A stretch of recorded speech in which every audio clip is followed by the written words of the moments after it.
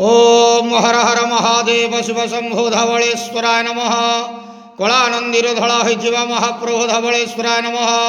दीपम यदि परम ब्रह्म दीपम यदि जनार्दन दीपहरत मे पापो पूजा दीप नमस्तुते। हे बाबा धवलेश्वर महाप्रभु संसार सुखी रखंतो। आज शुभ बुधवार रे समस्त श्रद्धालु भक्त मान को आश्रीपद करंतो। मनस्कामना पूर्ण करंतो, कर्म क्षेत्रोन्नति करंतो, ग्रहरिष्टमान खंडन करंतो, जगतर मंगल करंतो, विश्वर कल्याण करंतो, आपणकर नाम विख्यात करंतो, सेवकर डाक श्रवण करंतो, समस्त गुआवसा भक्त मानकर मनस्कामना पूर्ण करंतो।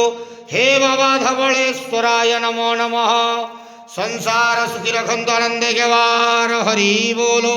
आज शुभ बुधवार रे समस्त श्रद्धालु भक्त मान को आश्रीपद करंतो, आनंदे गेवार हरि बोलो। ओम नमः शिवाय।